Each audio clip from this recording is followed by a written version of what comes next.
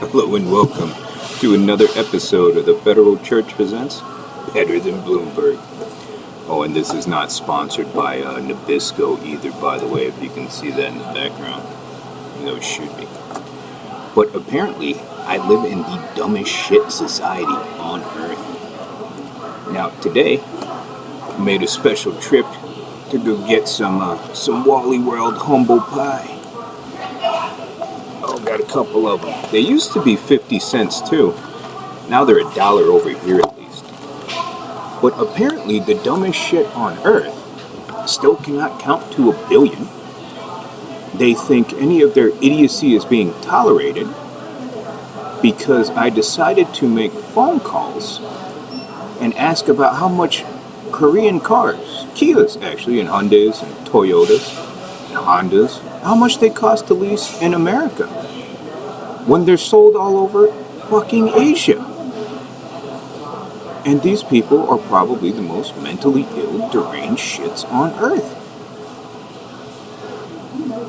And then while desperately spying on me still haven't figured out those 3 things I keep telling them about returning my property, paying me for the damages and the problems they cause while stealing from me in their stupid little farce, and making sure they're not a problem in anything I do, especially with those I choose to associate with, and especially not by drugging my food with psychotropics because they are the most mentally ill, retarded shit on earth. And again, they were also too stupid to realize that taking that roughly $1,800 out of my bank account was not a good fucking idea. Because now I don't go to Europe. The stupid shits. That was money for my passport because they caused me problems making money in Europe to begin with. And they have to be the stupidest shit on earth. But in any case, there was a good video here from, I don't know who this is, I've just been seeing it show up recently, Peter St. Onga, or I don't know how it's pronounced, but probably, some desperate reference because the family name is Ong. But he describes pretty well how fucked these people are, just how bad things will get. And I thought it was a good time to have a little bit of humble pie, especially the Wally World edition there. I don't know if you've noticed the shit idiots that like to follow me around and run their shit mouths about Walmart. But I made sure to make a Walmart run today and get ourselves some humble pie. They actually didn't have the apple pie today, so we're going to be having blueberry and cherry pie. Let's see if I can go get a fork.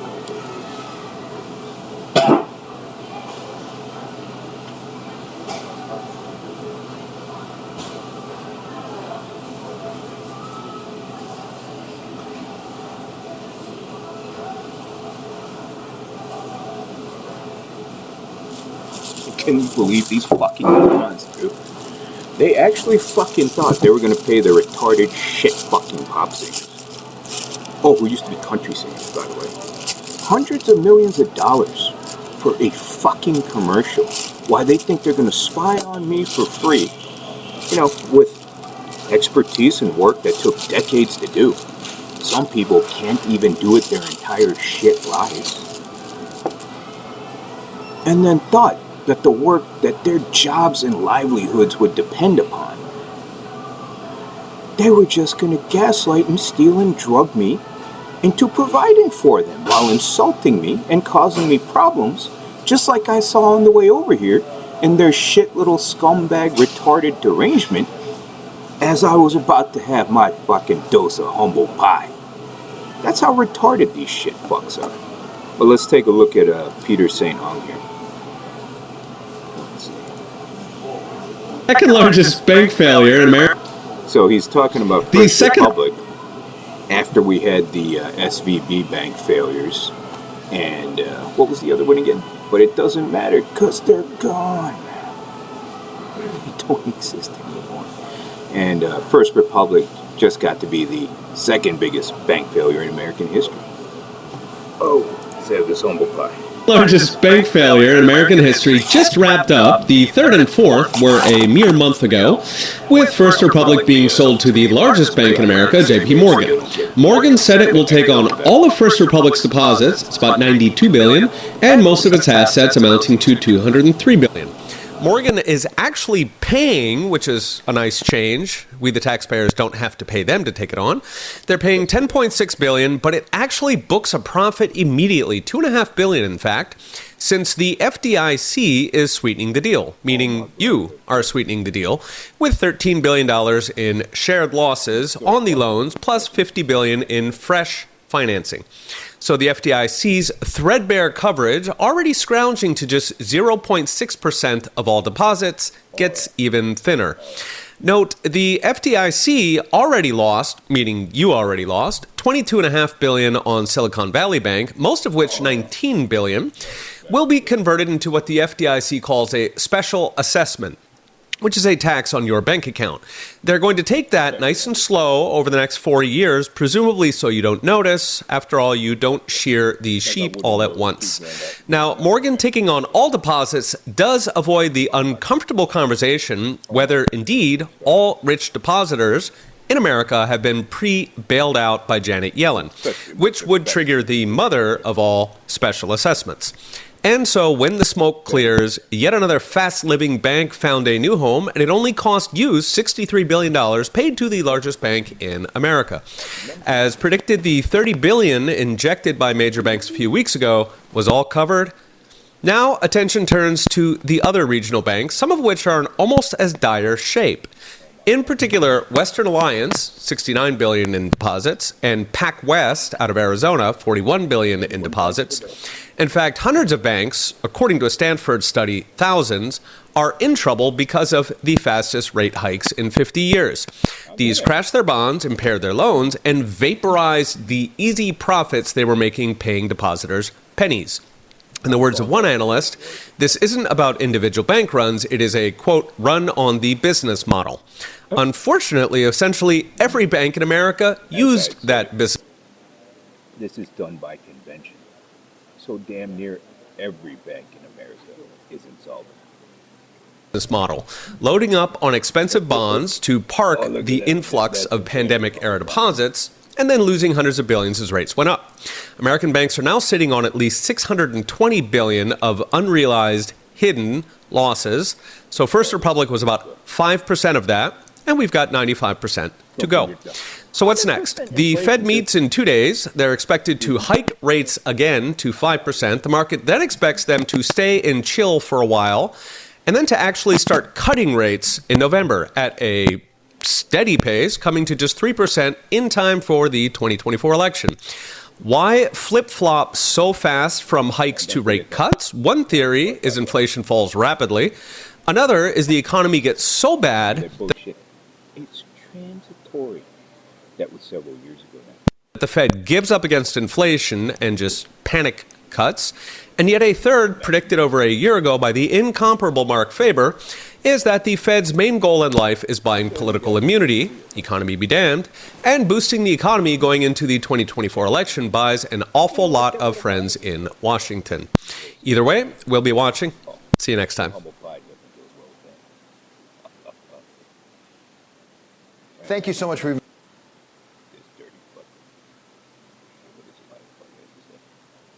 There was another good one, too. So we got a little humble pie time here.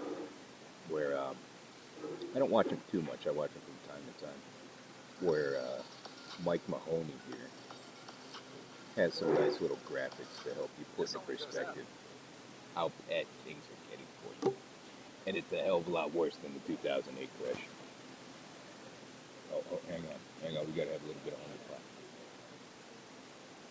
Oh, that is good. That is damn good.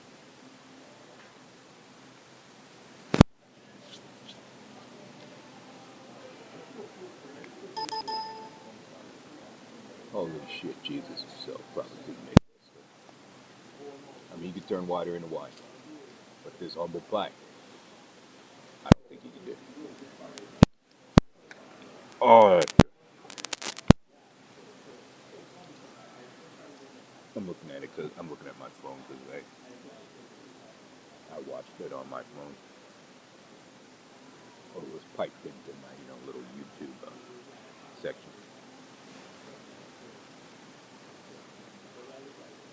And all of history. Now it sounds like hyperbole there, but in the largest debtor nation in the history of the world, unable to service, to pay, or even service their debt, it's not an exaggeration. It pretty much is the worst financial crisis in all of history, especially because all of the banks in that deadbeat debtor nation are insolvent. So it's pretty bad, and he has some pretty good graphics to illustrate it. So let's take a look at this one. There we go. From Gold Silver with Mike Maloney. I watch him from time to time. It's still good stuff. I believe probably the worst financial crisis in all of history, just as we had been prophesizing by the divine right of prophesizers. The worst ever. I believe probably the worst financial crisis in all of history is playing out. And you would be right. So that's the pseudoscience there. That's depression, according to the pseudoscientists, after they found H. pylori that you still can't really get rid of. But this only goes up to... They tried, the dirty lying pseudoscientists tried to spin it as depression. So, all right, let's go back to Mike. He has some pretty good graphics. 600 billion. So this is $530 billion of bank failures so far in this global financial crisis that we are currently in.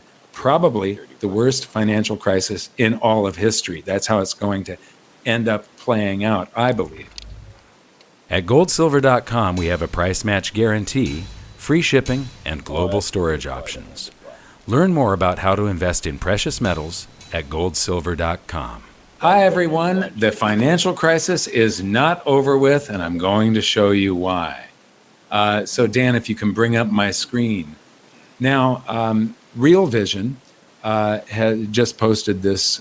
Current bank failures have exceeded 2008 adjusted for inflation. I'm going to come back to this chart later because it's very, very important. This is an older article from March 20th, but the banking crisis might not be over. This was a very lucid article that brings up some very good topics and a reason to still be wary about the global. This is a global financial crisis, and it's just starting. But Credit Suisse's near failure is stoking uncertainty about whether the banking crisis can be contained.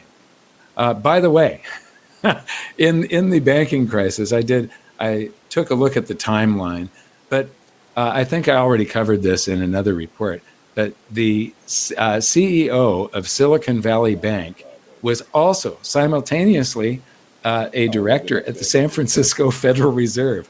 So So he used to be a director at the San Francisco Fed. This person knew exactly what he was doing. I mean, they knew the bank was failing. They were giving themselves hundreds of millions of dollars in loans. They were selling their stocks and their stock options long before it failed. And they made sure to get bailed out first. Because if they weren't the first banks to get bailed out, kind of like the clowns that are coming up next, they won't get bailed out as much. Kind of like what you saw at First Republic. SVB essentially is still intact, just under somebody else. What was remotely left was under somebody else. Now you get it sliced and diced by J.P. Morgan taking all the good stuff, and just as you saw in the last video, you getting screwed over with the toxic assets because they will print money to make you poorer, just to bail out those toxic assets. Because you didn't pay your tithe, by the way. You should have paid. You should have paid. That's why that happened. You did not do as the Jesus told you. Pay your tithe and make your donations. Otherwise, you won't have money to donate. like a week of each other, This guy lost two very highly paid jobs all at once for his failure to guide Silicon Valley Bank successfully and watch things. Yet he was also on the board of directors of the San Francisco Federal Reserve. And it just shows you, the more I learn about all of this, the more I know that Janet Yellen, Powell, these men and women do not know what they're doing. They lack an understanding of fundamental economics, a timeline of how the banking crisis unfolded. Now, I'm going to take you to my own timeline. This is from a presentation that I did in March, mid-March, right after Silicon Valley Bank. And this shows, or maybe it was just before, I can't remember, but it shows the unrealized gains and losses on investment securities in the banking system. So this is the 2008 global financial crisis. So it reached basically minus 75 billion. And then you see just like a top that's spinning just fine, and then it starts to wobble, and then the wobbles get bigger. This is the wobbles getting bigger here. And I discovered this about a month or two before the Silicon Valley Bank failure. And I presented this in my Wealthion presentation, which was made before the Silicon Valley Bank failure, and I believe then it was presented just after the Silicon Valley Bank failure came in the middle. But the day after, or the Monday after, Silicon Valley Bank was seized on a Friday. The Monday after, there was a report from some economists on the banking sector, and the system's market value of assets is $2 trillion lower than suggested by their book value. $2 trillion lower than suggested by their book value. So when the Fed and Treasury, let's just forget to even research this, decides to print $2 trillion, guess what? If you marked them to market, the bank assets have declined by an average of 10% across all banks, and 10% of banks have larger unrecognized losses than those at Silicon Valley Bank, with 10% of banks having lower capitalization than Silicon Valley Bank. And then I went on to show you how the 2008 global financial crisis played out. April of 2007, New Century Financial went bankrupt. September, bank runs in England. March, Bear Stearns. July, IndyMac and Countrywide. September 7th, Fannie Mae and Freddie Mac were nationalized. Then September 15th, Lehman Brothers failed.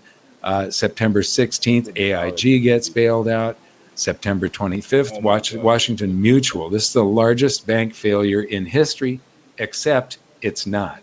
Technically, it is. But there was another bank failure that was far, far larger, but we're going to get to that in a minute.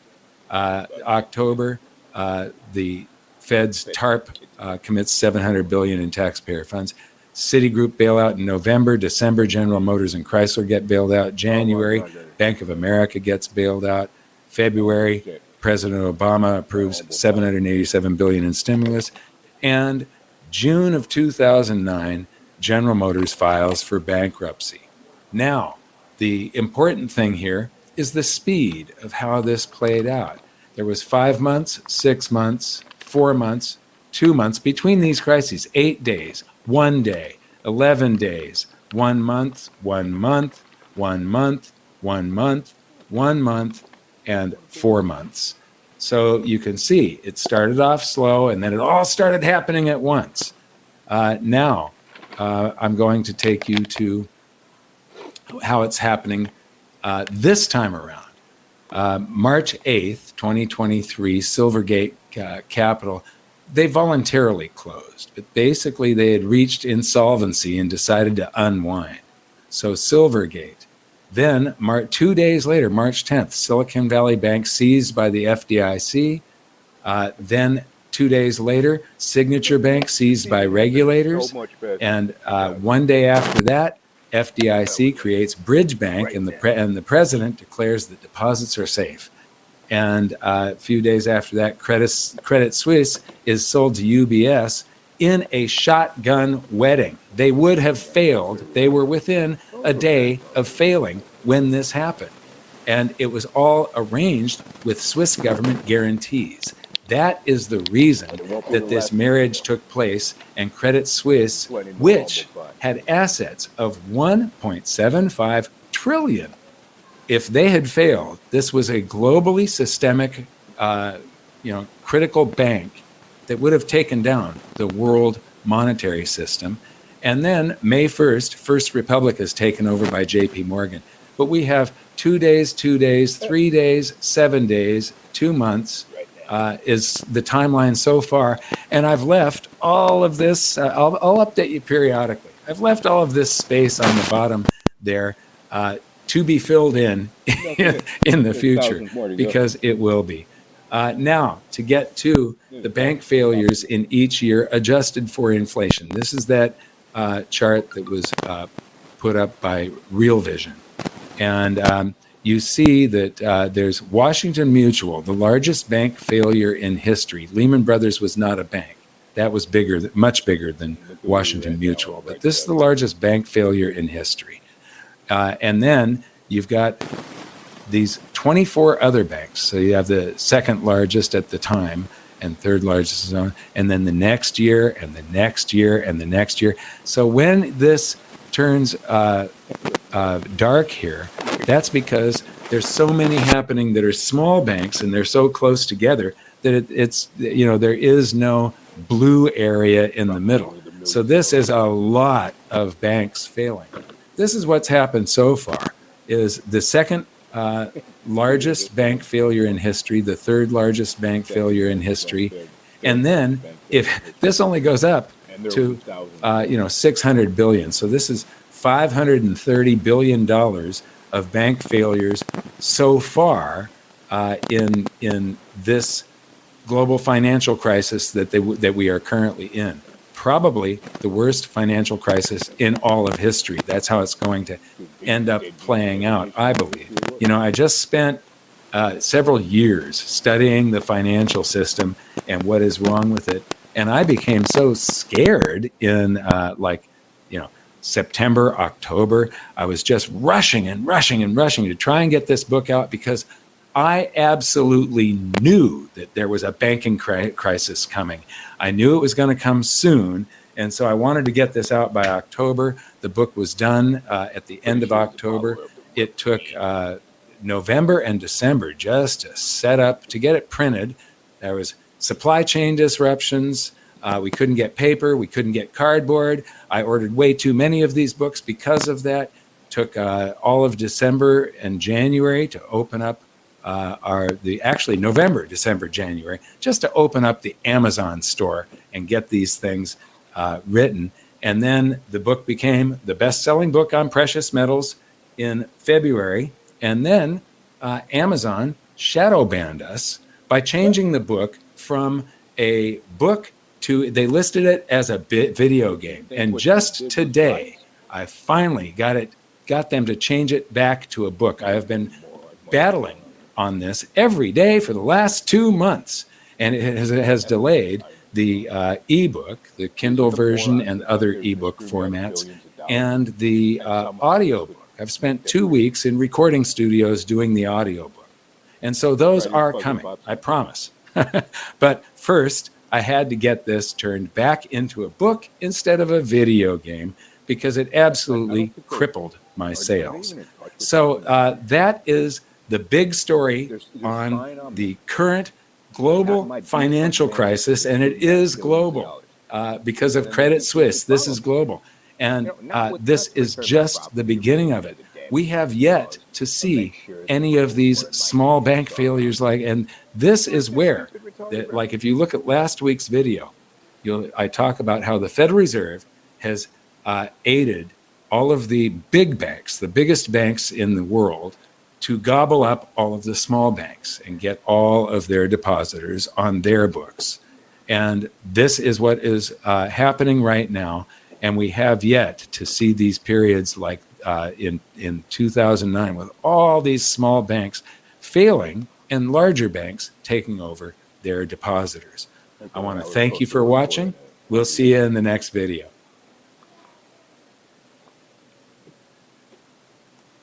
That just helps put in perspective how millions of people will be unemployed. You know, the deadbeats. Joining us today, Carroll founder and CEO Patrick Carroll. And screw her out in my job and business. Looks like the Jesus took care of things. Because you did not donate. This only goes up to... Believe these fucking morons do. They thought what happened today? And they thought they should act like retards too. Because they actually are retards.